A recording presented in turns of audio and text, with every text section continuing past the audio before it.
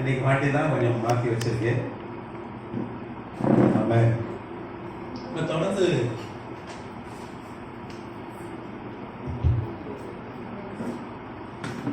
திருச்சபை வரலாறு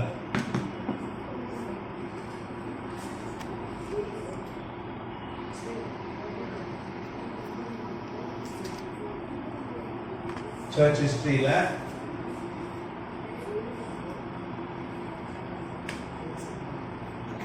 ஏழு சபைகள் காலம்.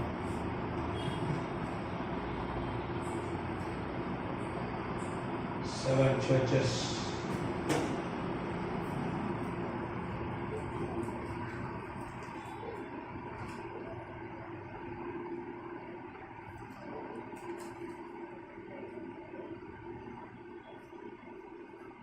ஆறாவது சபை பார்க்கலாம்.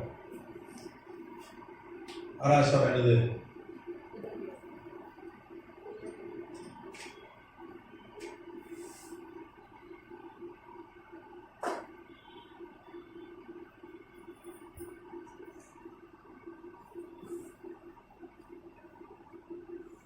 சபை எப்பத்திலிருந்து 1799 முதல் 1866 வரை கிபி.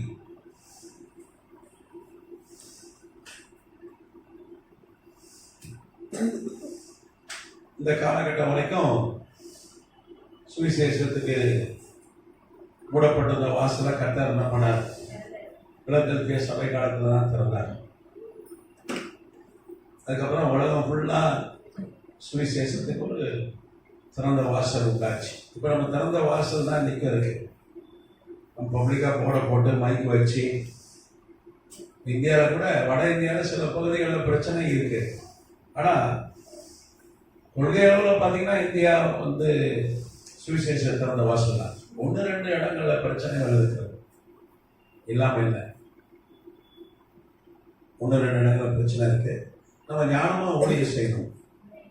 மற்ற மதத்தை புண்படுத்தாம சில மைக் பிடிச்சாங்கன்னா மற்ற மதத்தை பற்றி பேசுவாங்க. அப்படி பேசக்கூடாது. கர்த்தரை மையப்படுத்தி பேசணும். கர்த்தர் நமக்கு செய்த நன்மைகளை சொல்லணும், வசனத்தை சொல்லணும். அதை விட்டுட்டு நம்ம மற்ற மதத்துக்கு ஒரு அந்த மதத்தில் நம்ம ரட்சிக்கப்பட்டிருக்கலாம், அதை தாழ்த்தி பேசக்கூடாது. கர்த்தரை மையப்படுத்தி பேசினா போதும்.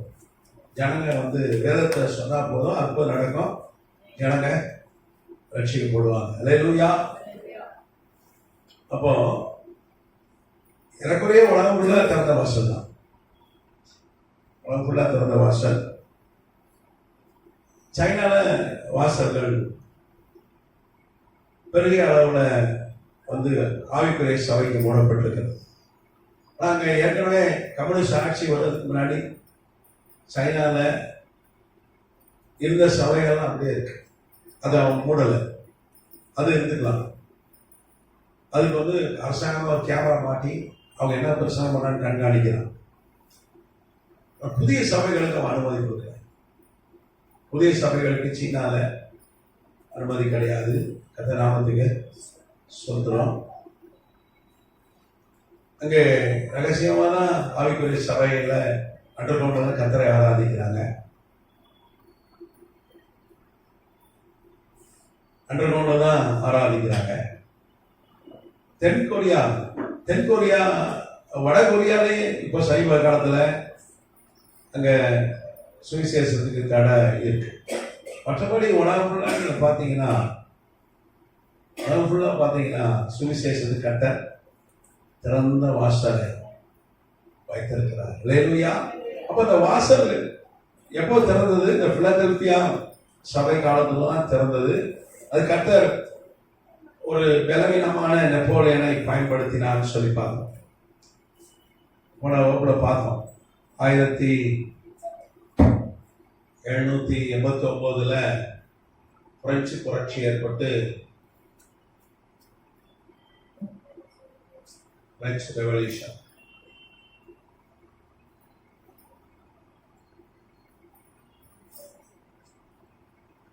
அதன் விளைவா கர்த்தர் நெப்போலியனை எழுப்பினார்.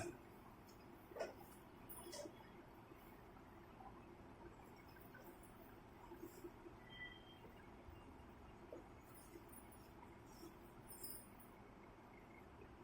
அன்னைக்கு உலக ஆளுகை என்ன தெரியுமா? இந்த பிலதெல்பியா சபை கால துவக்கத்துல உலக ஆளுகை பார்த்தீங்கன்னா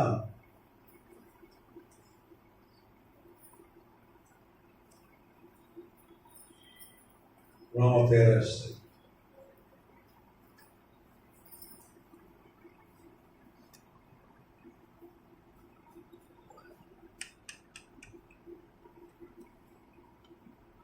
போப்புகள் ஆண்டார்.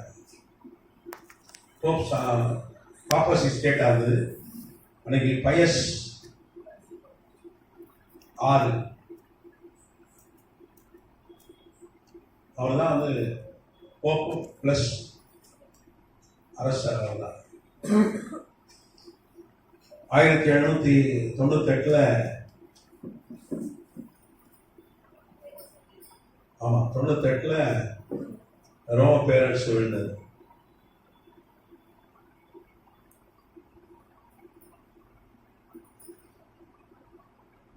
கர்த்தர் நெப்போலியன் என்கிற ஒரு பலவீனமான ஒரு ஆள், ரொம்ப ஸ்ட்ராங் கிடையாது, குள்ளமான ஆள். வெள்ளக்காரனா நல்லா ஸ்ட்ராங்காக உயரமாக இருப்பான், கரெக்டாக நம்மளோட ஆஜானவாக இருக்கிற உருவாங்க. நம்மளை மாதிரி எல்லாம் நான்வெஜ்ஜாக சாப்பிடுவோம், அப்படிதானே? அதனால அரிசிலாம் சாப்பிடுவோம், இட்லி தோசைலாம் நம்ம சாப்பிடுவோம். அவன் அப்படி சாப்பிட மாட்டான். ரொட்டி, அதுக்கப்புறம் ஃபுல்லாக காலையிலையும் கறி தான், மத்தியானமும் கறி தான். நான்வெஜ் ரொம்ப விரும்பி சாப்பிடுவாங்க வெள்ளக்காரன். அப்போ குள்ளமான ஒரு மனிதன் கால் இப்படி உடஞ்சிருக்கும். அவனுக்கு சின்ன வயசுல ஜுரம் வந்து கால் பெண்ட் ஆயிடுச்சு. அவனால ஒரு குதிரையில ஏறது கூட கஷ்டம். அன்னைக்கு குதிரை தான். போர்ல வந்து முக்கியமா ஒரு மனிதனுக்கு தேவை உடல் பலம். இன்னைக்கு வந்து எல்லாம் நவீன விஞ்ஞானம் வந்துச்சு, நவீன கருவிகள்லாம் வந்துச்சு. இன்னைக்கு உடல் பலம் தேவையில்லை. இன்னைக்கு இருக்கிற வந்து நவீன உலகத்துல விஞ்ஞானம் வளர்ந்ததுனால ஒரு போர் வீரனுக்கு பெரிய பிறந்த அன்னைக்கு அப்படி இல்லை. கத்தியை பிடித்து துப்பாக்கியை பிடித்து சண்டை போடணும். அன்னைக்கு குதிரையில போகணும். அந்த காலகட்டத்தில் ஒரு பலவீனமான ஒரு ஆளை கர்த்தர் என்ன பண்ண தெரிந்து கொண்டார். போப்புடைய சாம்ராஜ்யம், உலக சாம்ராஜ்யம், ரோம பேரரசுக்கு அவன் மூலமா கர்த்தர் சாவமணி அடித்தார். அல்லேலூயா. இன்னைக்கு நம்ம பாண்டிச்சேரி போனீங்கன்னா, பாண்டிச்சேரி ஒரு காலத்தில் பிரெஞ்சுக்கு சொந்தமாக இருந்தது, பிரான்ஸ். அதுதான் அந்த காலத்தில் வந்தது. அப்போ வந்தவங்க ரோம பேரரசை வீழ்த்தி அங்கே உலகம் ஃபுல்லாக போய் என்ன பண்ணாங்க, அவங்க ஆட்சியை பிடித்தாங்க. இன்னைக்கு பிரான்ஸ் கண்ட்ரோலில், இஸ்ரேல் ஒரு காலத்தில் அவங்க கண்ட்ரோல் இருந்தது. நிறையா வந்து அரேபிய நாடுகள் அவங்க உலகம் ஃபுல்லாக ஆட்சி. அப்போ பிற்பாடு 1798 பிறகு பிரான்ஸ் மற்றும் ஓட்டமன்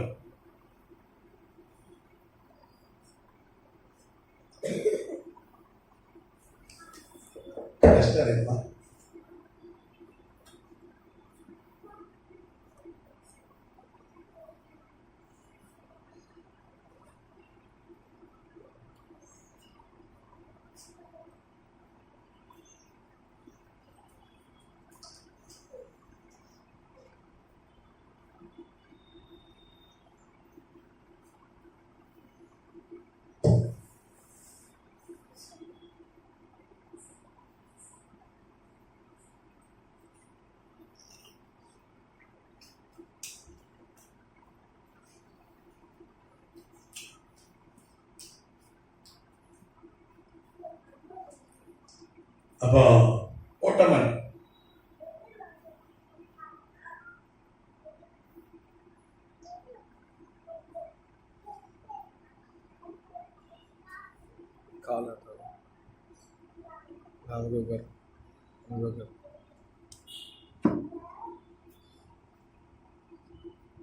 ஓட்டமன்னா துருக்கிய தலைமையாக கொண்டு இஸ்லாமிய சாம்ராஜ்யம்.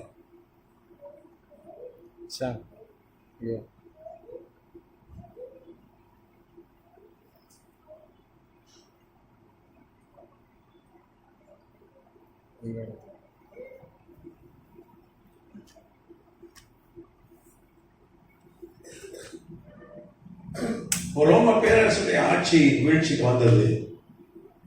கர்த்தர் பிரான்ஸை எழுப்பினார். ஒரு ஓட்டமன் அவர்களும் பெரும்பகுதி உலகத்தில் ஆண்டார்கள். ஒரு காலம் பார்த்தீங்கன்னா உலகம் முழுக்க பிரெஞ்சு அரசாங்கம் தான் இருந்தது, ரோம பேரரசு தான் இருந்தது. அதுக்கு பிற்பாடு இந்த சாம்ராஜ்யம் ஓட்டமன் சாம்ராஜ்யம் இருந்தது, பிரான்ஸ் வந்துச்சு. இப்போ ரோம சாம்ராஜ்யம் வீழ்ச்சிக்கு பிறகுதான் சபைக்கு ஒரு திறந்த வாசல் வந்தது. அதுக்கப்புறம் தான் சுவிசேஷ கூட்டம் மேடை போட்டு பப்ளிக்கா, அதுக்கப்புறம் நிறைய ஆட்கள் சுவிசேஷம் அறிவிக்கப்படல், அப்படி அதுக்கான வாசலை கர்த்தர் திறந்தார். அல்லேலூயா. நீ பார்த்தீங்கன்னா வெளிப்படுத்தின விசேஷம்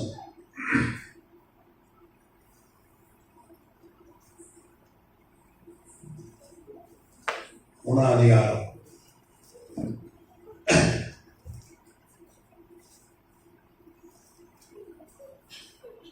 11 வசனத்தை சொல்ற. வெளிப்படுத்தின விசேஷம் 3:11 வசனம்.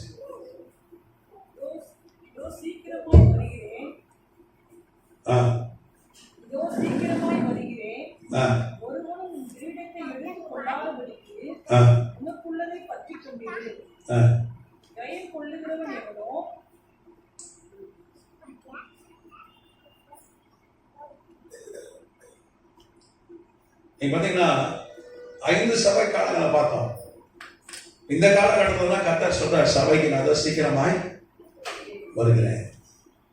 அப்போ சீக்கிரமாய் வருகிறேன் கர்த்தர் எப்ப சொல்ல ஆரம்பித்தார்? 1799 ஆரம்பித்து இன்னைக்கு வரைக்கும் கர்த்தர் என்ன சொல்றாரு? ஏதோ சீக்கிரமாய் வருகிறேன்னு சொல்றாரு. அல்லேலூயா. வருக, அவருடைய வருகையை குறித்து ஏற்கனவே சொன்னார், நான் திரும்ப வருவேன். நீங்க பார்த்தீங்கன்னா கொரிந்தியர்கள் நிருபத்துல முதல் பவுலுக்கு தான் கர்த்தர் வெளிப்படுத்தினார், சீக்கிரமா வரேன். கொரிந்தியர் நிருபத்துல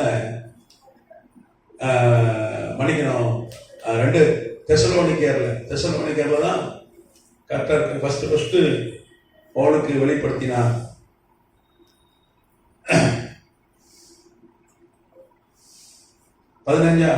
1 தெசலோனிக்கேர் 4ஆம் அதிகாரம் வாசிங்க. 1 தெசலோனிக்கேர் 4ஆம் அதிகாரம் 15ஆம் வசனம் வாசிங்க. கர்த்தருடைய வார்த்தையை முன்னிட்டு நாங்கள் உங்களுக்கு சொல்லுகிறதாவது, கர்த்தருடைய வருகை மட்டும் உயிரோடு இருக்கும் நாம் நித்திரை அடைந்தவர்களுக்கு முந்திக் கொள்வதில்லை. ஏனெனில் கர்த்தர் தாமே ஆரவாரத்தோடும் பிரதான தூதனுடைய சத்தத்தோடும் தேவ எக்காலத்தோடும் வானத்திலிருந்து இறங்கி வருவார். அப்பொழுது கிறிஸ்துவுக்குள் மரித்தவர்கள் முதலாவது எழுந்திருப்பார்கள். பின்பு உயிரோடு இருக்கும் நாமும் கர்த்தருக்கு எதிர்கொண்டு போக மேகங்கள் மேல் அவர்களோடு கூட ஆகாயத்தில் எடுத்துக் கொள்ளப்பட்டு விதமாய் எப்பொழுதும் கர்த்தருடனே கூட இருப்போம். ஆகையால் இந்த வார்த்தைகளினாலே நீங்கள் ஒருவரை ஒருவர் தேற்றுங்கள். இங்க முதல் இந்த ரகசிய வருகை, ஆண்டவர் வருவேன், நான் திரும்ப சபையை நான் எடுத்துக்கொள்வேன், நான் பரிசுத்தவான்களை எடுத்துக்கொள்வேன் அப்படின்னு கர்த்தர் முதல் தெசலோனிக்கேருக்கு தான் கர்த்தர் அதை பவுலை கொண்டு 51 கிபியில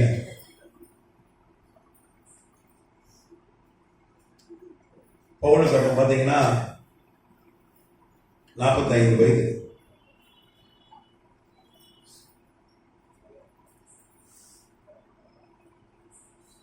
பவுலை கொண்டு கர்த்தர் நமக்கு காண்பித்து கொடுத்தாங்க. எப்படி அவருடைய வருகை எப்படி இருக்கும், ரகசியமா வருவார். அப்போ பரிசுத்தவான்களை எடுத்துக்கொள்ளக்கூடாது. அதுக்கு முன்னாடி ஏற்கனவே மரித்து போன பாவிகள் என்ன பண்ணுவாங்க? பரிசுத்தம் கர்த்தருடைய பிள்ளைகள் பண்ணிக்கணும். பரிசுத்த பிள்ளைகள் உயிரோடு எழும்புவார்கள். சரீரம் உயிரோடு எழும்பும். அதுக்கு பிற்பாடு நாம் மருவமாகி அவரை வானத்திலே சந்திப்போம், என்றென்றும் கர்த்தரோடு இருப்போம் என்று பவுலுக்கு தான் அந்த பெரிய வெளிப்பாடு. 45 வயசுல கர்த்தர் அந்த அந்த காரியத்தை எழுதும்படி கர்த்தர் கிருபை செய்கிறார். கர்த்தர் நாமத்துக்கு சொல்றோம். அப்போ வருகை இதோ சீக்கிரமாக வருகிறேன், ரகசிய வருகையை தான் இங்க சொல்றாரு. சீக்கிரமா வரேன், உன் ஜீவ கிரீடத்தை என்ன பண்ணிக்கோ, காத்துக்கோ அப்படின்னு சொல்றாரு. அப்போ எப்போ இந்த சபைக்கு எப்போ ஆண்டவர் சொல்ல ஆரம்பித்தார்? இது சொல்ல ஆரம்பித்து 225 வருஷம் ஆச்சு. 225 வருஷமா கர்த்தர் சீக்கிரம் வருகிறார், சீக்கிரம் வருகிறார், சீக்கிரம் வருகிறார்னு என்ன பண்றாங்க, பிரசங்கிக்கிறாங்க, பாட்டு போடுறாங்க, வருகை சீக்கிரமா இருக்கு அப்படின்னு சொல்லி நம்ம ஏற்கனவே இந்த காலகட்டத்தில் வந்துட்டோம். ஏன்னா மத்தேயு 24 அதிகாரம் சொல்லுது, அத்திமரம் துளிர் விடும் போது நான் என் வருக, ஆமா வசந்த காலம் ஆரம்பம் வச்சு வருக நெருங்கிச்சு. அதுவும் அத்திமரம் துளிர் விடுதல் என்பது இஸ்ரேல் தேசம் சுதந்திர அடைவதை குறிக்கிறது. அதுவும் ஒரு தலைமுறை கூட வருவேன்னு சொன்னாரு. அப்போ 1948 மே 14 இஸ்ரேல் தேசம் சுதந்திரம் அடைந்தது. அப்போ ஒரு தலைமுறை,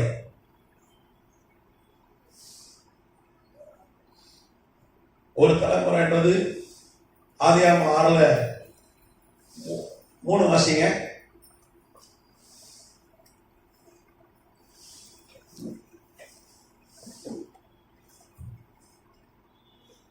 அப்பொழுது கர்த்தர், என் ஆவி என்றைக்கும் மனுஷனோடு போராடுவதில்லை, அவன் மாம்சம்தானே, அவன் இருக்க போகிற நாட்கள் 150 வருஷம் என்றார்.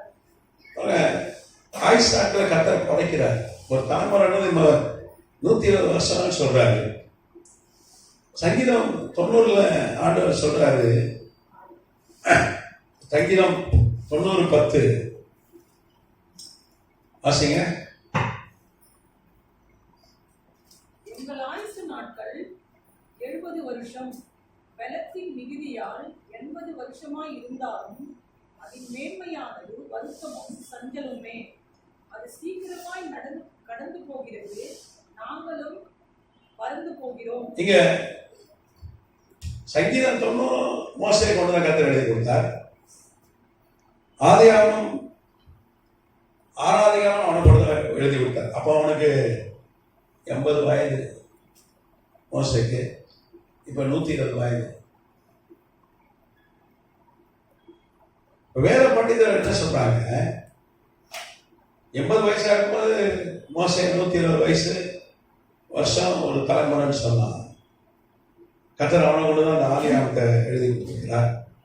ஒரு 40 வருஷம் கழிச்சு சங்கீதம் 90 கடைசி நாட்கள்ல சொன்ன சங்கீதம், அதுல என்ன சொல்றான், கர்த்தர் அவனை கொண்டு என்ன எழுதியிருக்கிறார், 80 வருஷம் தான் ஒரு தலைமுறை. அதனால வேத பண்டிதர் என்ன சொல்றாங்க, 80 ஆண்டு தான் ஒரு தலைமுறை அப்படின்னு பாதிக்கு மேற்பட்ட வேத பண்டிதர் சொல்றாங்க. பாதிக்கு போன என்ன சொல்றாங்க, 120 வருஷம். அப்ப 80 வருஷம்னா நீங்க 1948 கூட 80 கூட்டினீங்கன்னா எவ்வளவு வருது? 2028 வருது. அப்ப பாதி வேத பண்டிதர் சொன்னா 2028 கர்த்தருடைய வருகை வந்துடும் அப்படின்னு சொல்றாங்க. இப்ப எந்த வருஷத்துல இருக்கும்?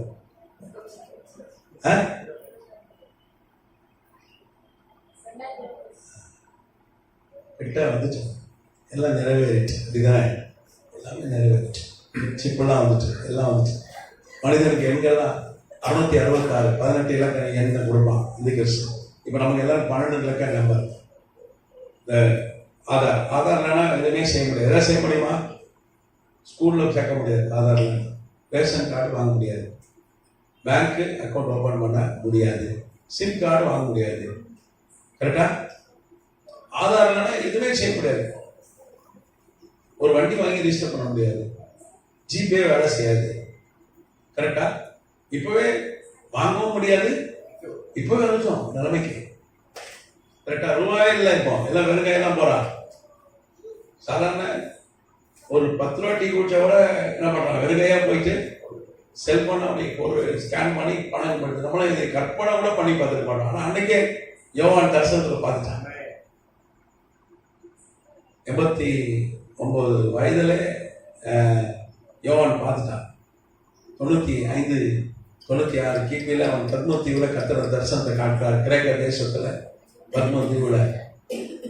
அப்போ இதெல்லாம் அன்னைக்கு பார்த்துட்டான், யோவானுக்கு காண்பித்து கொடுக்கப்பட்டார். எல்லாரும் நம்பர் வரணும். அந்திகிறிஸ்து என்ன பண்ணுவான், நமக்கு இப்ப 12 இலக்க நம்பர், அப்பனா ஒரு 2010 நமக்கு நம்பர் தான். பேரோட எது முக்கியம்? நம்பர் தான். கரெக்டா? அப்ப நம்பர் எண் முறை இன்னைக்கு வந்துச்சு. நம்ம எண்கள் பேர்ல தான் நம்மளே அழைக்கப்படும். அதே மாதிரி அந்திகிறிஸ்து என்ன பண்ணுவோம், 18 இலக்க நம்பர் கொடுத்துரும். ஆனா உலகத்தை ஆளுவாங்க. நீங்க பாருங்க, ட்ரம்ப் வேதம் சொல்லுது, தானியேல் 2ஆம் அதிகாரத்துல இரும்பும் களிமண்ணுமான சாம்பலை தான் கடைசி வல்லரசு, அதுக்கப்புறம் ஒரு வல்லரசு வராது, 1000 வருஷம் அரசாட்சி வந்துடும் அப்படின்னு வேதம் தெளிவாக சொல்லுது. நம்ம ஏற்கனவே ஆய்வு செஞ்சோம். இரும்புன்றது ரோம பேரரசு நாடுகளை குறிக்கிறது, அமெரிக்காவை குறிக்கிறது. களிமண்றது நீங்க எபிரேய பைபிளை பார்த்தீங்கன்னா அரபு நாடுகளை குறிக்கிறது. களிமண்ணா அரபுனே இருக்கு எபிரேய பைபிள்ல, மூல, அதான் நமக்கு மூல பாஷை. அப்போ அமெரிக்கா, ஐரோப்பா, அரபு நாடுகள் சேர்ந்த ஒரு கூட்டமைப்பு தான் கடைசி வல்லரசு. இன்னைக்கு அதுல தான் அதான் இருக்கு நேட்டோ. 1949 நேட்டோன்னு ஒரு அமைப்பு உருவாயிருக்கு. அதுல பாத்தீங்கன்னா நீங்க போர்லாம் பாருங்களேன், அரேபியா குவைத்தின் பிரச்சனை வச்சு எல்லாம் போனான் சண்டைக்கு, ஈராக் அழிச்சு போட்டாங்க, சதாம் ஹுசைனை கொண்டு தூக்கில் போட்டாங்க. அப்போ இப்போ இந்த கூட்டமைப்பு தான் இன்னைக்கு உலகத்தின் பெரிய வல்லரசு. அதுக்கு அமெரிக்கா தான் தலைமை. இப்போ ட்ரம்ப் என்ன பண்றாரு, காசாவும் எடுத்து பண்றாரு. யாராவது எதிர்த்து கேட்க முடியுதா? காசா எனக்கு சொந்தம்ல. காசாவும் அமெரிக்காவும் எங்கே இருக்கு? காசா எங்க இருக்கு? அமெரிக்கா எங்க இருக்கு? அமெரிக்கா கண்டத்துல அமெரிக்கா இருக்கிறது, காசா எங்க இருக்கிறது? ஆசியால இருக்கு. யாராவது ஏதாச்சும் சொல்ல முடியுதா? ஒரு உலகத்துல புட்டினை கூட்டு போற நிறுத்துட்டாரு, ஓகேன்றாங்க. அப்படிதானே? ஒரு அமெரிக்கா ஜனாதிபதி, காரணம் நேட்டோவுடைய தலைவர் அவர்தான். கரெக்டா? நீங்க வைக்கிறதான் சட்டம். எல்லாத்தையும் மிரட்டிட்டு, உலகத்தையும் மிரட்டிட்டு இருக்காங்க. சீனாவை மிரட்டலாம். சீனாவுக்கு சொல்லிட்டான், எல்லாருக்கும் வரி போட்டுருவேன்டா. வரி போட்டா சீனாவில் வியாபாரம் நடக்காது. அங்க இருக்க தொழில் இப்ப எல்லாம் இந்தியாவுக்கு வரப்போகுது. நமக்கு கொஞ்சம் சாதகமா இருக்கு. கதாநாமத்துக்கு சொல்லணும், இந்தியாவுக்கு தான் சாதகமா இருக்காரு ட்ரம்ப் கதை கருவில. அதனால கனடாவை கூட சேர்த்து கேட்டான். கிரீன்லாந்து வேணும்ன்றான். நீங்க பார்த்துருப்பீங்க, கிரீன்லாந்து வந்து ஐரோப்பாவுடைய கண்ட்ரோல் இருக்கு கிரீன்லாந்து. ஆனா என்ன சொல்றான், அந்த நாடு எனக்கு கிரீன்லாந்து எங்களுக்கு வேணும்ன்றான். கல்ஃப் ஆஃப் மெக்சிகோவை பேரை மாத்திட்டான், கல்ஃப் ஆஃப் அமெரிக்கா ஆயிடுச்சு. கரெக்டா? கிரீன்லாந்து வேணும்ன்றான். கனடாவை எங்க நாட்டு கூட ஒரு ஸ்டேட்டா சேர்த்துக்கிறான். கனடா ஒரு தனி நாடு. அதுக்கு எல்லாத்தையும் எடுத்துருவான், உலகத்தையும் எடுத்துருவான். கரெக்டா? ஏன்னா இருமும் களிமணமான சாம்ராஜ்யத்தின் தலைவர் ஒரு அமெரிக்கா ஜனாதிபதி அந்திகிறிஸ்துவா வருவான்னு சொல்லி வேதம் சொல்லுது. அது அரேபிய நாடுகளும் ஐரோப்பா நாடுகளும் அமெரிக்கா எல்லாம் கூட்ட அமைப்பான நேட்டோல இருந்து தலைவர் தான் அந்திகிறிஸ்துவா வருவான். வேதத்தில் தெளிவா இருக்கு. சிலர் சொல்றாங்க, கொஞ்சம் ஃபேமஸான வேத பைபிள் டீச்சர்லாம், இல்ல அமெரிக்கா, ஐரோப்பிய யூனியன், EU, அமெரிக்கா, ஐரோப்பிய யூனியன், அந்த ஐரோப்பா நாடெல்லாம் சேர்ந்து ஒரு EECன்னு ஒரு அமைப்பை ஏற்படுத்தினார்கள், யூரோப்பியன் எக்கனாமிக்கல் கம்யூனிட்டி. அதுல இருந்து அந்திகிறிஸ்து செய்யணுமான்னு அவங்க சொல்றாங்க. ஆனா 2019 அந்த அமைப்பு பலவீனம் அடைந்து விட்டது, உடஞ்சி போச்சு, உடஞ்சி சுக்குநூறா போச்சு. எல்லாம் இல்லை, இங்க எல்லாம் வெளியேறிட்டேன். ஆனா நாட்டோ இன்னும் ஸ்ட்ராங் ஆகிட்டே இருக்கு. எல்லாம் என்ன சேருங்க. அமெரிக்கா ரஷ்யாவுக்கும் யுக்ரைனுக்கும் எதனால போரு? நேட்டோட என்ன சேர்த்துங்கன்னு கேட்டான். நீ சேரக்கூடாதுன்னு தான் போறேன். யுக்ரைன் கொஞ்சம் ரஷ்யா இடத்த பிடிச்சி வச்சிருக்கான், ரஷ்யா யுக்ரைன் இடத்த பிடிச்சி வச்சிருக்கான். ஆளு கொஞ்சம் பிடிச்சி வச்சிருக்கான், இவனும் பிடிச்சி வச்சிருக்கான், அவனும் பிடிச்சி வச்சிருக்கான். கதநாமத்துக்கு சுதந்திரம். அப்போ ஒரு அமெரிக்கா ஜனாதிபதி ஒரு சக்தி வாய்ந்த ஒரு ஆளுகை. ஒருத்தன் வருவான், தான் கோத்திரத்துக்கு வந்து ஒருத்தன் வருவான். பைபிள்ல தான் சொல்லுது தான் கோத்திரம். அமெரிக்கா ஃபுல்லா பார்த்தீங்கன்னா யூதர்கள்லாம் பெரிய தலைவர்களா இருக்காங்க, பெரிய அரசியல்வாதிகளா இருக்காங்க. அவங்க வந்து எம்பிக்களா இருக்காங்க, முதலமைச்சரா இருக்காங்க. அங்க அப்போ அவங்க ஜனாதிபதி வர்றதுக்கு அவங்க அங்கே வரலாம், நிறைய பெருந்தலைவர்கள்லாம் இருக்காங்க. அப்போ அடுத்த எலெக்ஷன்ல ஒருவேளை ஒரு யூத ஜனாதிபதியா வந்துட்டாங்க வைங்க, வந்தவன தேவாலயம் தான் கட்டுவோம்.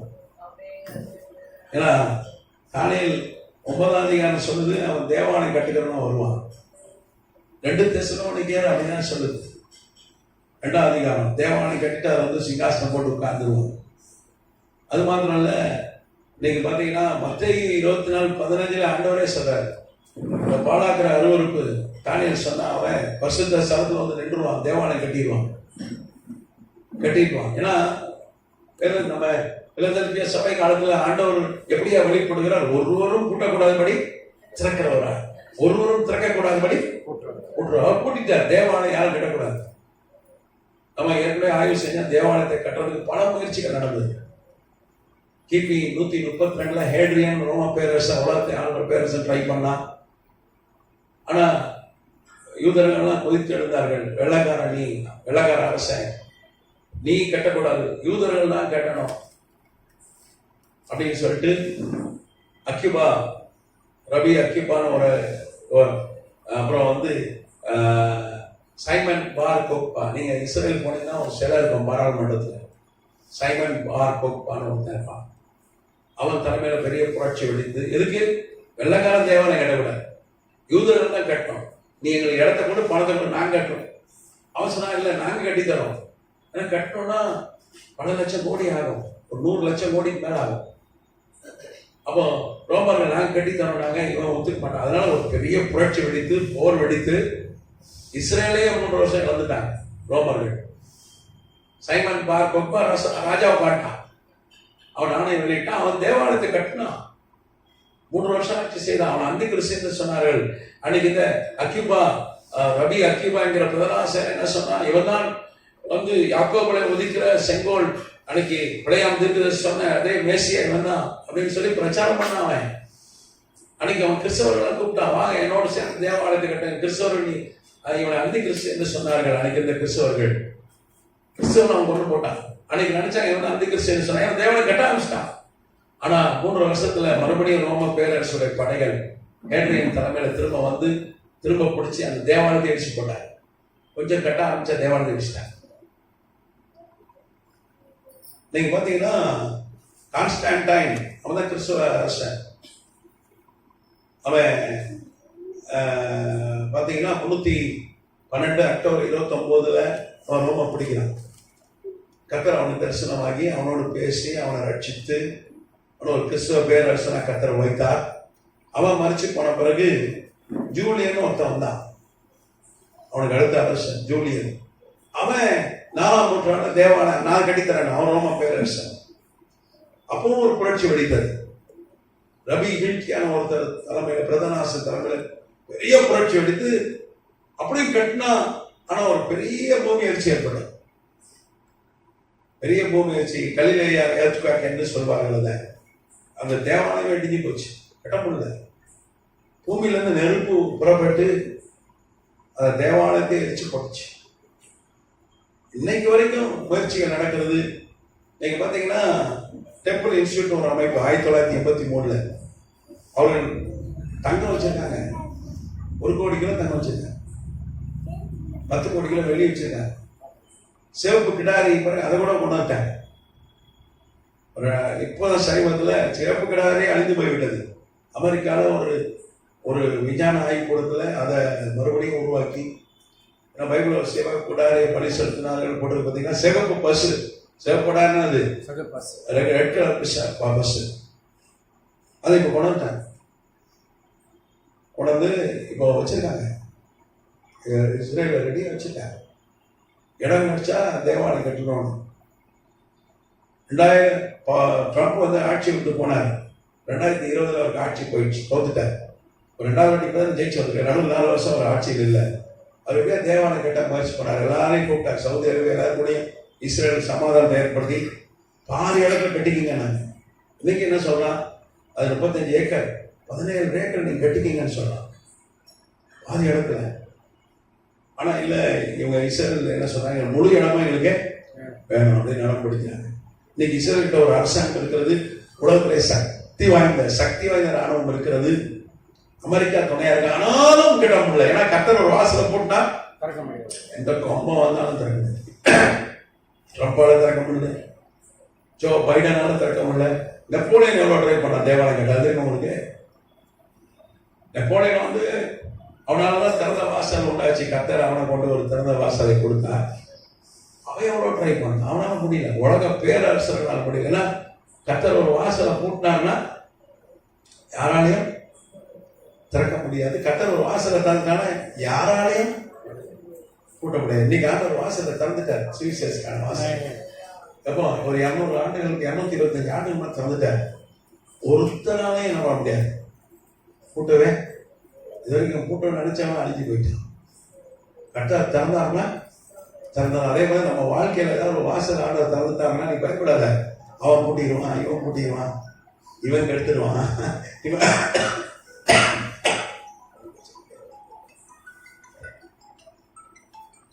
அவன் கண்டிஷனை படி கெடுத்துருவான், இவன் மதுராவத படி கெடுத்துருவான், இவன் மொட்டை பெடிஷன் எழுதி கெடுத்துருவான். நீ பயப்படாத.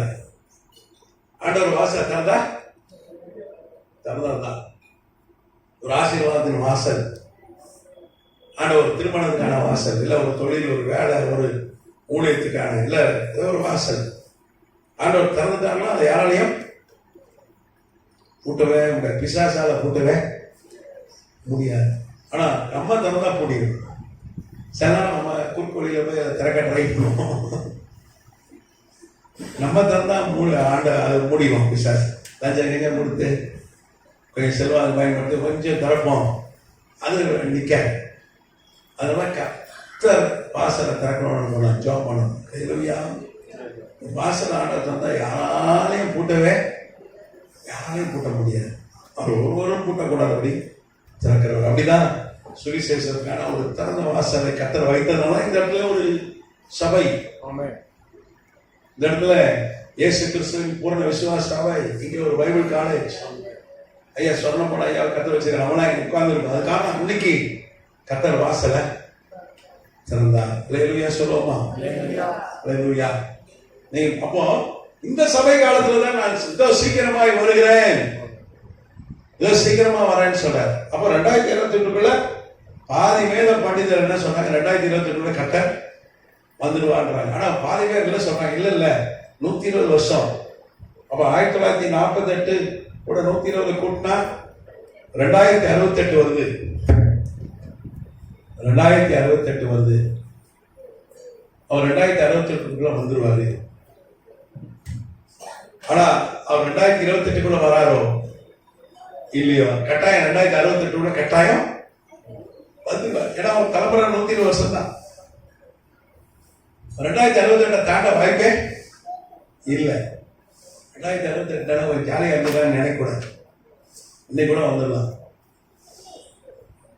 அவர் என்ன சொன்னாரு, ஆண்டவருடைய வருகை எப்படி இருக்கும்னு வேதம் சொல்லுது. நோவா காலம் திருடன மாதிரி நம்ம சொல்லிட்டோம். திருடன் எனக்கே திருடன் வாட்ஸ்அப்ல மெசேஜ் அனுப்பிச்சு போன் பண்ணி யாரோ உங்க வீட்டுக்கு வரேன் அப்படின்னு சொல்லிட்டு வந்திருக்காங்க. அதே மாதிரிதான் ரகசியமாய் வந்துருங்க. அல்லேலூயா. அதனாலதான் எப்போ ஆயத்தமா இருக்கணும். எப்போ சில சர்ச்சையில பரிசுத்தமா இருப்பான், சர்ச்சைக்கு வரும்போது வெளியே இருக்கும்போது பரிசுத்தமா இருக்கும். எப்போ பாவம் செஞ்சவனா மன்னிப்பு கட்டணும். அதுதான் நம்ம குறைவுள்ளவர்கள். மனுஷுக்குள்ள ஆண்டவரே மன்னினா மன்னிச்சுக்கணும். நமக்கு நீதிமான 7 தடவை விழுந்தாலும் எழுந்திருக்கலாம். இயேசு கிறிஸ்து சகல பாவம் நீக்கி நம்ம சுத்திகரிக்கலாம். பேர்பட்ட தாவீதே விழுந்து போனார், சாலமோன் விழுந்து போனார், பெரிய ஆட்களே விழுந்து போனாங்க. அப்ப விழுந்தாலும் நம்ம என்ன பண்ணணும், உடனே எப்படி எந்திரிப்பது? பாவம் பண்ணி கேட்டா எந்திரிச்சுக்கணும். விழுந்துட்டாங்க ஐயோன்னு கிடக்கூடாது. உடனே ஆண்டவரை மன்னிக்கிறா, ஆண்டவர் தூக்கி நிறுத்திடுவார். 7 தடவை. எத்தனை தடவை விழுந்தாலும் நம்ம எத்தனை தடவை மன்னிக்கணும்னு சொல்லியிருக்காரு. 7 70 490. ஆமா, எத்தனை முறை விழுந்தாலும் 7 70 முறைனா எத்தனை முறைனா மன்னிக்க அவரு தயாரா. ஏன்னா பிசாசு என்ன பண்ணுவான், நீ அக்கிரமக்கான, நீ சும்மா பாவம் செய்வ மன்னிப்பாரு ஆண்டவர். உங்களை ஒரு டவுட்டை கொண்டு வந்துடுவான், குற்றம் உணர்வு. நம்ம சொல்லணும், இயேசு கிறிஸ்து ரத்தம் சகல பாவம் நீக்கின சுத்திகரிக்க அவர் பாவத்தை மன்னிக்கிறதுல அவர் என்ன எப்படி இருக்கிறார்? உண்மை உள்ளவராக இருக்கிறார். ஆமா, அப்படி பாவம் செவேர் இருந்தாலும் அது ரத்தாமரப்பல் சிறப்பா இருந்தாலும் அதை எப்படி வெண்பஞ்சை போல வெண்பனையை போல மாத்திடுவாங்க. பாவம் தான் இருக்கிறதுல நமக்கும் ஆண்டவருக்கும் இடையே பிரிவினை உண்டு பண்ணுது. ஆமா, நம்ம ஜபம் ஆண்டவர்கிட்ட போகாதபடி ஆண்டவர் நமக்கு கனெக்ஷனை கட் பண்றது இருந்து ரொம்பவே கனெக்ஷன் கட் ஆகி கிடங்க. செல்போன்ல சிக்னல் வரலாம் டென்ஷன் ஆகாம பாருங்க. சிக்னல் இல்ல உடனே கஸ்டமர் கேருக்கு போன் அடிக்கா, என்னையா சிம் வேலை செய்யல. அவன் சொன்னா உடனே ஆதார் கொடு, சிம்ம வர சிம் மாத்தரணும் உண்டா இல்லையா? சென்னை வெள்ளம் வந்துச்சே இப்போ போன டிசம்பருக்கு அந்த முதல் டிசம்பர் மக்கள்லாம் ரொம்ப சொன்னது செல்போன் சிக்னல் இல்லை, எங்களுக்கு சோறு இல்லை, தண்ணி இல்லை, பால் இல்லைன்னு சொன்னவங்களை விட செல்போன் சிக்னல் இல்லையா, நீ ரொம்ப பேர் சிக்னல் இல்லாம கிடைக்கையா. பாவத்தை மண்ணு கேட்டதான் கனெக்ஷன் வரும். அந்த காலத்துல தான் நான் சின்ன வயசா இருப்பேன், டிவி எப்படி இருக்குன்னா ஒரு ஆண்டனா வைப்பாங்க, ஒரு அலுமினிய ஆண்டனா, அதை அப்படியே திருப்பணும். ஆமா, இன்னைக்கு 24 மணி நேரம் செல்போன்ல டிவி பார்த்துடுறோம், பெரிய சாதாரண விஷயமாயிட்டு. அன்னைக்கு ஒரு 6 மணிக்கா டங்குன்னு ஒரு மியூசிக் போடுவாங்க, கருப்பு வெள்ளம் தான் ஒரு பையன்னு சுத்தம். அகிலமாலும் கூட உட்காந்து பார்ப்பாங்க. அதுக்கு 10 காசு வாங்குவாங்க அந்த காலத்துல, 10 காசு டிக்கெட்டு. ஆமா, வெள்ளிக்கிழமான ஒரு கொஞ்சம் சினிமா பாட்டு கூட ஊரே காலியா இருக்கும். சென்னை பட்டணமே தெருல ஒரு ஈக்காக கூட இருக்காது வெள்ளிக்கிழமை. ஞாயிற்றுக்கிழமை சினிமா போடும், ஒரு ஆள் இருக்காது. அந்த காலத்துல அது என்ன கூட திருப்புவான். கொஞ்சம் அலுமினியம் தானே, கொஞ்சம் ஏதாவது ஒரு இதாயிடும், ரியாக்ஷன் ஆயிடும், காத்துக்கு உப்பு பட்டு உப்பு படிக்கிறோம். இப்போ படம் வராது, உட்காந்து அதே வேலை ஜோடியா கிளீன் அவன் கிளீன் பண்ணிருப்பான். உங்களுக்குலாம் நீங்களாம் பார்த்துக்க மாட்டீங்க. நாங்களாம் சின்ன வயசுல, இப்ப இருக்க பிள்ளைங்களாம் மியூசியத்துல தான் அதை பார்க்கணும். ஓ இப்படியா இருந்தீங்க நீங்க அப்படின்னு பார்க்கணும். கத்தநாமத்துக்கு சொந்தம். அப்போ அது என்ன பண்ணுது, கனெக்ஷனை ஒரு கரப்பு உப்பு படிக்குது, கனெக்ஷன் வராது, பணம் வராது. அப்புறம் அதை கிளீன் பண்ணுவோம், அதுக்கப்புறம் என்ன ஆகும், பணம் வரும். அதே மாதிரி நமக்கு கனெக்ஷன் இப்போ என்ன ஆகுது, பாவம் என்ன பண்ணுது, கனெக்ஷனை கட் பண்ணிடுது.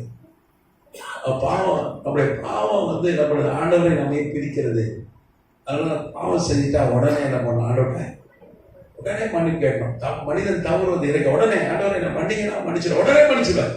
அதுக்காக நீ எங்கேயாவது ரோட்ல போகும்போது ஒருத்தன் உன் காலை மிதிச்சிட்டான் பஸ்ல, அவன் நீ கோவத்துல திட்ட, அதுக்காக பஸ்லயே முழங்கால் பண்ணிட்டு ஓட அழுது மன்னிக்கணும் அவசியம் இல்ல. உடனே மனசுக்குள்ள ஆண்டவரே இந்த ஆளை முட்டான்னு சொல்லிட்டேன், அறிவில்லையான்னு கேட்டேன், அவன் சாரி சொன்னாங்க, சூக்கால மீச்சதுனால வலிச்சது, என்ன மன்னிக்க மன்னிச்சுவார். கரெக்டா?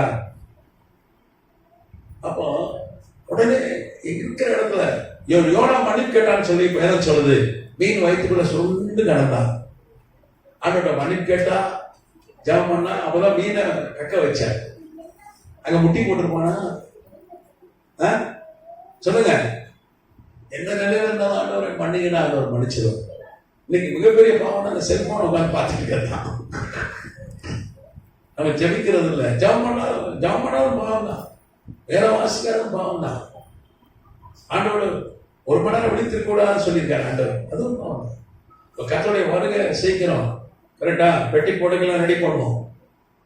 நாளைக்கு ஊருக்கு போறதா எப்படி இருப்போம், நாளைக்கு காலையில நீங்க அமெரிக்கா போறீங்க, ஸ்டடிக்கு வரவே மாட்டீங்க, நீங்க வந்துருப்பீங்களா? வேற வேலை இல்லையா? நம்ம சொன்ன போன ஐயாருக்கும் இந்த நேசகுமாருக்கும் என்னாலும் ஸ்டடி வைப்பாங்க, எனக்கு கட் பண்ணு, நம்ம அமெரிக்காவுக்கு போறோம். 2-3 மணி நேரம் வரைக்கும் ஃபிளைட்டை ஏர்போர்ட்டுக்கு போனோம், பெட்டி போட்டுக்கெல்லாம் எடுத்துட்டு போகணும். இல்ல ஆயத்தமாவீங்களா இல்லையா? ரொம்ப பேர் ஆயத்தமாவே கிடக்கும்.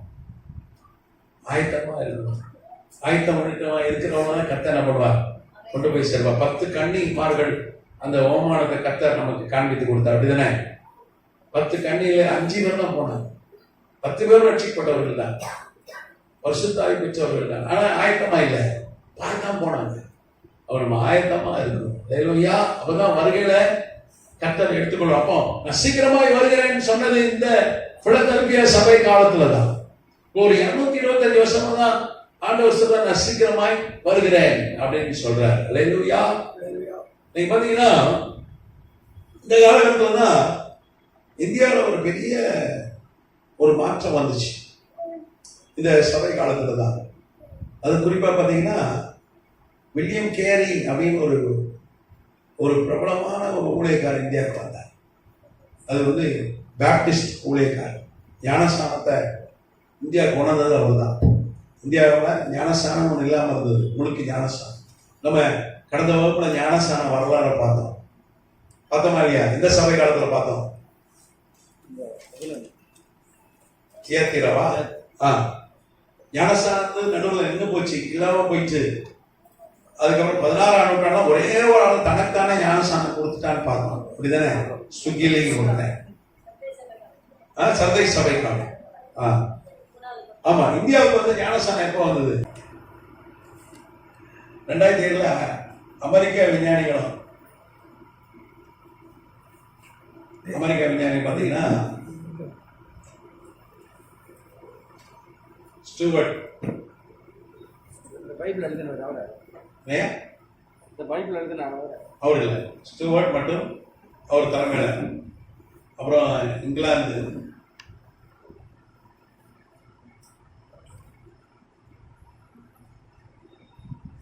பென்ரோஸ்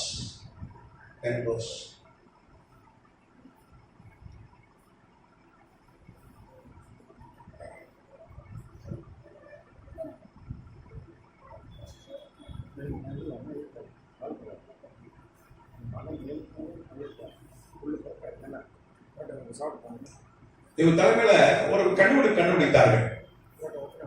அது பேர் வந்து குவாண்டம் தியரி ஆஃப் கான்சைன்சஸ். ஏற்கனவே எழுதி சொல்லி கொடுத்துருக்கேன், இருந்தாலும் ஒரு நினைப்பு அப்படின்னா குவாண்டம்னா அது ஒரு விஞ்ஞானம். குவாண்டம்னா என்ன? கண்ணுக்கு தெரியாத பார்க்கறதுக்கு மைக்ரோஸ்கோப் வச்சிருக்கோம். அப்படிதானே? நம்ம ரத்த டெஸ்ட் பண்றதுக்கு வச்சிருப்போம். பார்த்தீங்களா? கண்ணுக்கு தெரியாத கிருமிகள் அது ஒரு 6000 மடங்கு ஒரு இதை பெருசாக்கி காட்டும். அப்போ கண்ணுக்கு தெரியாத கிருமிகளா கண்ணுக்கு தெரியும். அது மைக்ரோஸ்கோப். எலக்ட்ரானிக் மைக்ரோஸ்கோப் அதோட சின்னதை பார்க்க முடியும், செல்லெல்லாம் பார்க்க முடியும். அதுக்கப்புறம் என்ன பண்ணாங்க? நேனோன்னு ஒன்று கண்டுபிடிச்சாங்க. நேனோ டெக், அதை விட சின்னதை பார்க்க முடியும். இப்போ குவாண்டம் அதை விட நேனோவை விட சின்னது. அப்படின்னா கோடி மடங்கு நம்மளெல்லாம் பார்த்துச்சுன்னா அந்த குவாண்டம் வச்சு நம்மளை பார்த்தா பல கோடி மடங்கு பெருசா தெரியும். எப்படி தெரியும்? பயங்கரமா தெரியும். அவ்வளவு பெருசு, அவ்வளவு சின்னதை பார்க்க அந்த விஞ்ஞானம் தான் குவாண்டம். இந்த குவாண்டம் இன்னைக்கு ரொம்ப வளர்ந்துட்டு இருக்கு. குவாண்டம் மெக்கானிசம், குவாண்டம் சயின்ஸ் இன்னைக்கு வளர்ந்துருக்கு. குவாண்டம் ஆமா ஆன்மா கோட்பாடு இதெல்லாம் பாத்தீங்கன்னா நோபல் பரிசு பெற்ற விஞ்ஞானிகள் தான். என்ன கண்டுபிடிச்சிருக்காங்க? செத்து போன மனிதன் அவனை திரும்ப உயிரோடு கொண்டு வர முடியும் அப்படின்னு கண்டுபிடிச்சிருக்காங்க. செத்து போன மனிதனை திரும்ப அவனுக்கு ஒரு உடலை கொடுத்து திரும்ப கொண்டு வர முடியும் கண்டுபிடிச்சிருக்காங்க. கர்த்தர் நாமத்துக்கு அதுதான் ஆண்டவர் சொல்றாரு. இப்ப என்னை விசுவாசிக்க மறித்தாலும் உழைப்பா அவன் உயிரோடு கொண்டு வரேன்னு சொன்னார். அதுதான் வருக. ஏற்கனவே மறிச்சு போன பரிசுத்தவான்கள் அவங்களுக்கு ஒரு புது சரீரத்தை, ஒரு தான் ஆண்டவராக இயேசு கிறிஸ்து அவர் மறித்து உயிரோடு எழுந்தபோது தனக்கு ஒரு சரீரத்தை அவர் ஏற்படுத்தி கொண்டார்ல. அதை பிலிப்பியர்ல வாசிக்கிறவங்க. பிலிப்பியர் 3ஆம் அதிகாரம் சொல்லுது, 21ஆம் வசனம். பிலிப்பியர் 3:21 வாசிங்க.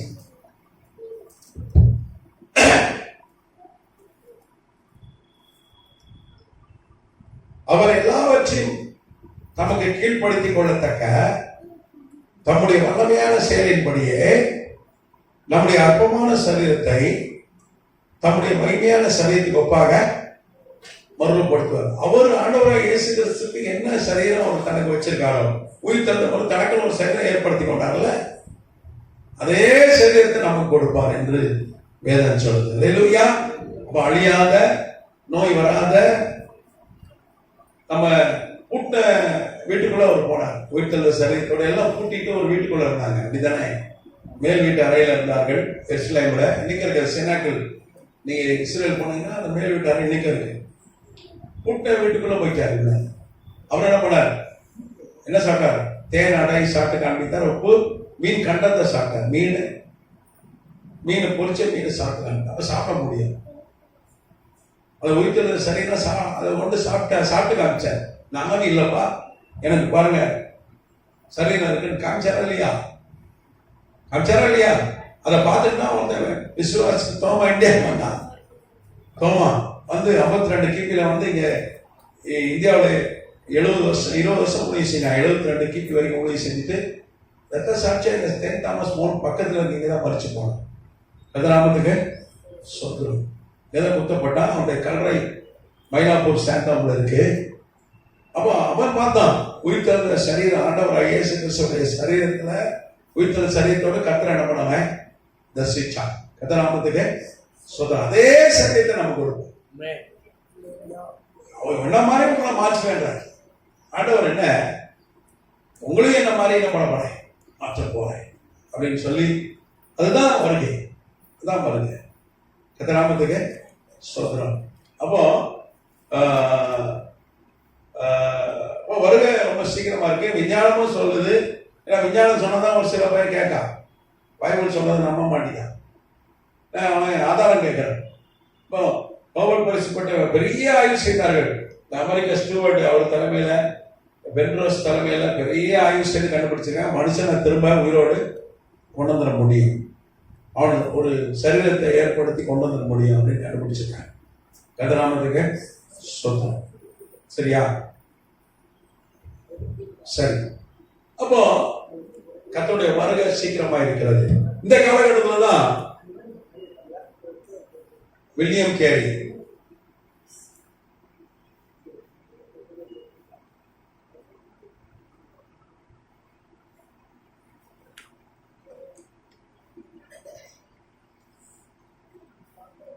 இவர்தான் முதல் பேப்டிஸ்ட் மிஷனரி. முதல் பேப்டிஸ்ட்.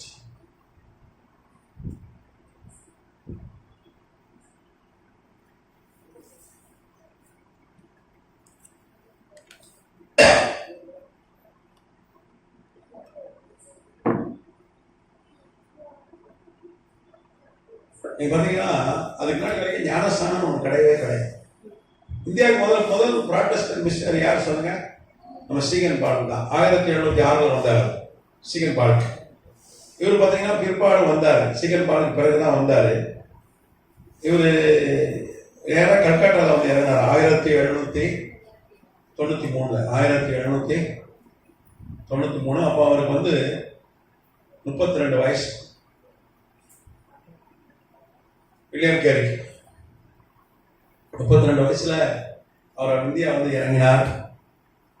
கல்கட்டா வந்து ஞானஸ்தானத்துக்கு வந்து பிரசங்கித்த முதல் பிரசங்கர் இந்தியாவுக்கு. இன்னைக்கு இந்தியாவில் பார்த்தீங்கன்னா கோடிக்கணக்கில் கிறிஸ்தவர்கள் இருக்கிறாங்க. பெரும்பாலும் ஞானஸ்தானம் பெற்றவர்கள் முழுக்க ஞானஸ்தானம். நம்ம ஏற்கனவே ஞானஸ்தானம் வரலாறு பார்த்தோம். முழுகிதான் ஞானஸ்தானம் கொடுத்து கொண்டிருந்தார்கள். திடீர்னு ஒரு பிரசங்கியார் என்ன பண்ணிட்டா, 3 குடம் தண்ணி ஊற்றினா போதும் அப்படின்னு ஒரு கத்தரை கூட பேசிட்டாங்க. தீர்க்கதரிசி சொல்லிட்டான். இந்த வரலாறுலாம் பார்த்தோம். ஞாபகம் இருக்கா உங்களுக்கு? எழுதிருக்கீங்க? நோட்ஸ் இருக்கா? ஆமா. அதுக்கப்புறம் ஞானஸ்தானமே வந்து 3 சொட்டு தண்ணி. பாரம்பரிய சபையில எப்படி கொடுக்குறா ஞானஸ்தானம்? பிதா, குமாரன், தெரிஞ்சிடலாம். 3 சொட்டு தண்ணியில். ஆனா முடிதான் ஞானஸ்தானம் கொடுக்கணும் என்று வேதம் சொல்ல அன்னைக்கு அப்படிதான் கொடுத்தாங்க. அந்த ஆதாரங்களை நம்ம ஆய்வு செய்யணும். ஒரு 2 வகுப்பு ஆய்வு செய்யணும். கர்த்தநாமத்துக்கு ஸ்தோத்திரம். அப்போ 18ஆம் நூற்றாண்டுல தான் இந்தியாவுக்கு ஞானஸ்தானம் வந்தது. இப்போ ஞானஸ்தானத்தை கொண்டு வந்த மிஷனரி யாருன்னா வில்லியம் கேரி. கர்த்தநாமத்துக்கு ஸ்தோத்திரம். கல்கட்டாவில் வந்து இறங்கினாரு.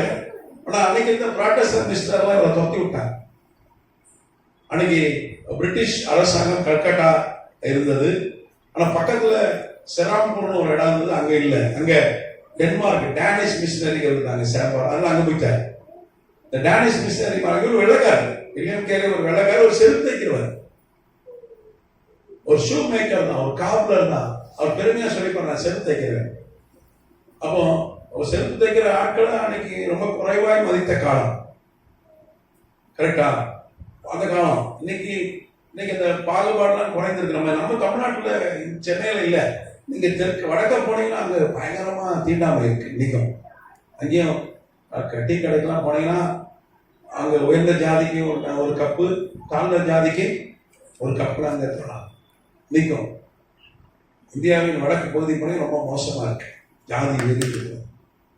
இன்னும் தெற்கே கிராமங்கள் போனீங்கன்னா அப்படிதான் இருக்கு. இந்த மதுரை தாண்டாலும் அங்கேயும் ஜாதி பிரச்சனை நிறைய இருக்கு.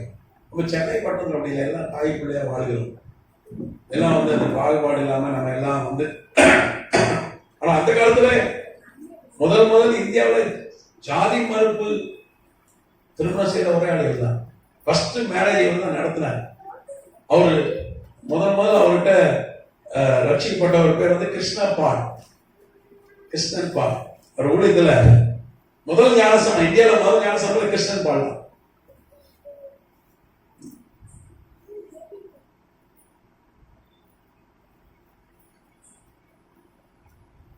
கிருஷ்ணன பாடல் பேர் வச்சிட்டார். அவர் ஒரு செராப்பூரை சார்ந்தவர்.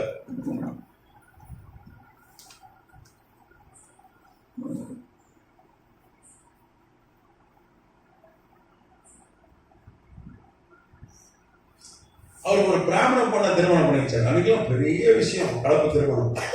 இன்னைக்கே கலப்பு திருமணம் பெரிய விஷயமா இருக்கு.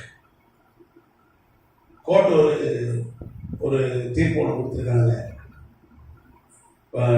13ஆம் தேதி பத்திரிகை செய்தி, இன்னைக்கு 13 தானே, இன்னைக்கு பத்திரிகை செய்தி என்னன்னா, ஒரு கிறிஸ்தவனோ ஒரு கிறிஸ்தவ அல்லாதவனோ ஒரு சர்ச் பாஸ்டர் திருமணம் நடத்தக்கூடாதுன்ற மாதிரி ஒரு தீர்ப்பு வந்துருக்கு. ஆனா சட்டம் அப்படி சொல்லலை. அதை யாருமே முறைக்கணும். சட்டம் என்ன சொல்லுதுன்னா, இந்தியன் கிறிஸ்டியன் ஆக்ட், அது இந்திய கிறிஸ்துவ சட்டம் என்ன சொல்லுதுன்னா, ஒரு சபையில யாராவது ஒருத்தர் மணமகனோ மணமகளோ கிறிஸ்தவனா இருந்தா போதும் திருமணம் நடத்தலாம்னு சொல்லி சட்டம் சொல்லுது. ஆனா ஒரு நீதிமன்றத்துடைய தீர்ப்பு இருக்கு. அதை நம்ம சொல்லணும். நீதிமன்றம் சொல்லிப்பா சட்டம் அப்படி இருக்கு. அது எப்படின்னா, ஒரு கிறிஸ்தவனோ ஒரு கிறிஸ்தவ அல்லாத வேற்று மதத்துக்காரங்க திருமணம் செஞ்சாங்க. அந்த பொண்ணு வந்து கிறிஸ்தவத்துக்கு வரமாட்டேன்ட்டான். அதில் அவனுக்குள்ள பிரச்சனை ஆச்சு. உடனே அவன் கோர்ட்டுக்கு போனான். எனக்கு இந்த பொண்ணு வேண்டாம், இந்த திருமணத்தை செல்லாத ஆழ்வீங்க அப்படின்னு சொல்லி ஒரு கோர்ட்டுக்கு போனாலும் தீர்மானம் தீர்ப்பு கொடுத்துச்சு. ஒரு கிறிஸ்தவெல்லாம் திருமணம் வந்து ரீஸ்டாப்ஸ் தான், ஸ்பெஷல் ஆக்டில் தான் பண்ணணும். ஸ்பெஷல் மேரேஜ்னு ஒரு ஆக்ட்னு ஒன்று இருக்கு, அதில் தான் பண்ணணும். சர்ச்சில் பண்ணா செல்லாதுன்ற மாதிரி ஒரு சட்டம், ஒரு தீர்ப்பு கொடுத்துருக்காங்க. ஆனால் தீர்ப்புகள் வந்து அதை அப்பீல் பண்ண தோற்றுரும். ஏன்னா சட்டம் என்ன சொல்றா, இந்தியன் கிறிஸ்டியன் ஆக்ட் என்ன சொல்றா, ஒரு கிறிஸ்தவன் அல்லாதவனையும் சர்ச்சையில் ஒரு பாஸ்டர் என்ன பண்ணலாம், திருமணம் செய்யலாம். 2 பேரும் கிறிஸ்தவனாக இருக்கணும் அவசியம் இல்லை அப்படின்னு சொல்லி சட்டம் சொல்லுது. அப்போ அதை கேட்கணும். எதையும் உரிமையை கேட்டாலுடைய உரிமையை கேட்டுதான் வாங்கணும். அதுக்காக நீங்க ஜாப் பண்ணுங்க. அது தீர்ப்பு கொஞ்சம் கஷ்டமா தான் இருந்தது. அது வந்து ஒரு சர்க்குலர் மாதிரி அனுப்புனாங்க, அரசாங்கத்துல எனக்கு அனுப்பி விட்டாங்க. அதனால தான் எனக்கு தெரியும். இந்த ரிஜிஸ்ட்ரேஷன் டிபார்ட்மெண்ட் அனுப்புனாங்க. அதுக்கு நம்ம ஜெபிக்கணும். அப்போ செராப்பூர்ல முதல் இந்த கிருஷ்ணன் பால் தான் முதல் ஞானசனம் ஆட்டார். இந்தியாவிலே ஃபர்ஸ்ட் ஞானசனம் ஆட்டார் யாரு? ஆமா, 1800.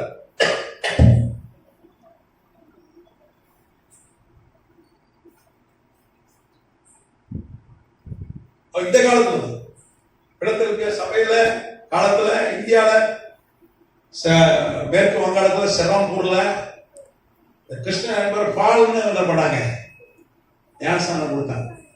அவர் ஒரு பிராமண பொண்ணை திருமணம் பண்ணி முதல் ஒரு கலப்பு திருமணத்தை அன்னைக்கே கர்த்தர் வில்லியம் கேரியை கொண்டு செய்தார். அல்லேலூயா. இந்த வில்லியம் கேரி தான் இந்த காலகட்டத்தில் பிள்ளைதல் சபை காலகட்டத்தில் யாராவது செத்துட்டாங்கன்னா, கணவன் செத்துட்டா மனைவி என்ன பண்ணுவாங்க, எரிப்பாங்க, அதுலேயே வச்சு எரிச்சுக்குவாங்க. அது பேர் சதி அப்படின்வாங்க. நீ கேள்விப்பட்டிருக்கீங்களா? கேள்விப்பட்டதில்லை. ஆமா, உடன்பட்ட ஏறுது அந்த காலத்துல இருந்தது. உசத்தா விதவை சேர்ந்து எரிச்சிருவாங்க. அது அந்த காலம். அதை ஒழிச்சது யாருன்னா இந்த மிஷினரி தான் வெள்ளக்கார அரசாங்கத்தை சொல்லி அது கர்த்தர் கிருபையினால மிஷினரி வந்ததுனால எவ்வளவு நன்மை பாருங்க. இல்லைன்னா ஒரு பெண்ணு விதவாயிட்டா செத்துருவா, கொண்டுருவாங்க. நீங்க திருநெல்வேலியில போனீங்கன்னா ஊசி கோபுரம்னு ஒரு பெரிய சபை இருக்குது பாளையங்கோட்டையில்.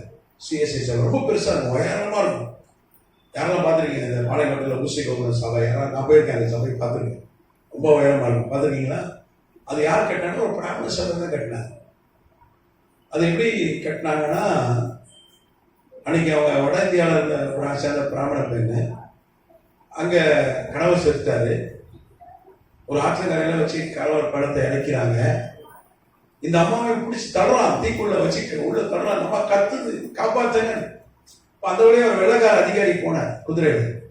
சத்தம் கேட்டு பார்த்தா ஒரு பெண்ணை தீக்குள்ள தள்ளுறாங்க. பொண்ணு கையில துப்பாக்கியோட போனார், எல்லாத்தையும் பின்னி எடுத்துட்டாரு, அடிச்சு பின்னி அந்த பெண்ணை காப்பாத்தி கொண்டு வந்து ஒரு பாதுகாப்பா வச்சாரு. அந்த பொண்ணுக்கே வாழ்க்கை கொடுத்தாரு. அவரை கலெக்டரா வந்தார், திருநெல்வேலி கலெக்டரா வந்தார். வந்து அவர் இங்க வாழ்ந்தாங்க. அப்போ மறிச்சு போயிட்டாரு. நிறைய சொத்து, அவங்களுக்கு நிறைய சொத்து. அப்போதான் அந்த அம்மா என்ன பண்ணுச்சு, அந்த தன்னுடைய சொத்தெல்லாம் விற்று அந்த இடத்த வாங்கி ஒரு சர்ச்சு கட்டி கொடுத்துச்சு. அந்த அம்மா தான் கட்டி கொடுத்துச்சு. உடன்கட்டை ஏரில் இருந்து காப்பாற்றப்பட்ட ஒரு பெண். இது அப்படி கொடூரமான ஒரு பழக்கம் வந்தது. இப்போ யோசிச்சு பாருங்க, மிஷினரிகள் வந்ததுனால தான் நம்ம தேசம் கெட்டு போச்சுன்னு அவன் சொல்றான் சிலர். இல்லை பொம்பளைலாம் செத்துருவாங்க, யாரும் தீ கொளுத்திடுவானு கொண்டுருவானுங்க உதவி ஆயிட்டா. அது மிஷினரிமார்கள் போராடி தான் அந்த சட்டம், அதுவும் இளையங்கேரியால தான், இளையங்கேரி கொண்டு தான் கத்திரதை மாறிச்சா. கதிராமத்துக்கு சோதரம். பிறந்தெடுக்க காலத்தில் இந்தியாவுக்கும் பெரிய நன்மை உண்டாயிருக்கு. சுவிசேஷ திறந்த வாசல், ஞானஸ்தானம் வந்தது, வில்லியம்கேரி போன்ற ஊழியர்களை கத்தர் கொண்டு வந்தார். கத்தராமத்துக்கு சோதரம். ஏதாவது கேள்வி இருக்கா?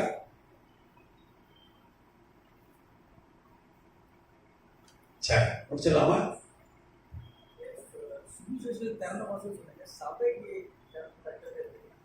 சபை சுவிசேஷம் எல்லாம் ஒண்ணு தானே. சபை சுவிசேஷம் சொல்லுது. அப்போ பப்ளிக் காட்டிலையும் குகையிலையும் மலையிலும் ஒளிஞ்சு ஆராய்ச்சாங்க கத்தரை. அமெரிக்காவுக்கு போன ஆராதிக்கிறதுக்கு. அமெரிக்கா தேசம் எப்படி வந்துச்சு? உலகத்துல மேப்ல கிடையாது. அமெரிக்கா இல்லாத ஒரு இடத்தை கண்டுபிடிச்சாங்க. போப்பு தொல்லை இல்லாத இடம், கண்டே பிடிக்க முடியாது. தலைமுறையெல்லாம் கத்தரை ஆராதிக்கிற சிறந்த அமெரிக்கா. அங்க போய் சபைதான் அமெரிக்கா மாறிச்சு. நான் அந்த வரலாறு எடுத்தா இல்லையா?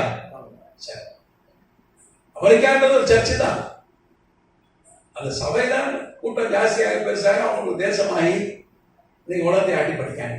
வேதத்தின் பேர்ல ஆரம்பிக்கப்பட்டது, வசனத்தின் பேர். அதுதான் ட்ரம்ப் சொல்லாரு, பழைய அமெரிக்கா கொண்டு வரேன்.